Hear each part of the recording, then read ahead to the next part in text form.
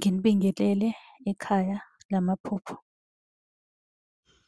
Uma umusha la ekhaya sicela ukuthi ushaye u-subscribe ukuze ngokulandelayo ungaphuthelwa uma sifaka ividiyo. Ukubaluleka-ke kokuthi u-subscribe senzela ukuthi uma ubuza umbuzo kwi-comment sithi masibuya nevidiyo eyimpendulo, i-notification izongena kumakhalekhukhwini wakho ebese ividiyo uyayibona ngokushesha kanjalo. Kanti uma unga-subscribe-ile angeke uze ubone nhlobo ukuthi cha impendulo usuyitholile. Ngakho-ke uma unombuzo buza kwi-comment sizokwenzela ividiyo.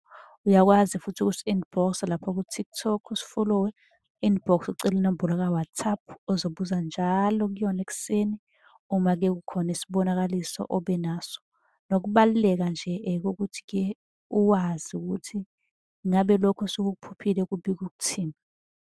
Ake singene-ke kwelanamhlanje sikuchaze. Osibhalelile uthi mina-ke nginokuphupha, nginecala noma kube ukuthi-ke ngisenkantolo kubukeka ngathi kodwa kukhona icala enginalo. Ngabe-ke lokho kusho ukuthini?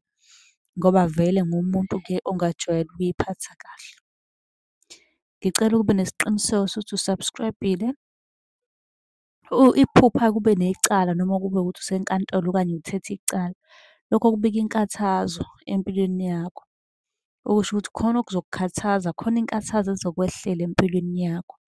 Khona okungeke kuhambe kahle nje maduzane. Wena-ke kumele uqaphele. Ikakhulukazi-ke umusho njengoba usho ukuthi umuntu vele ogangile ongajwayele ukwenza izinto ngendlela elungile. Kuzomele uqaphele ushintshe nokwenza kwakho.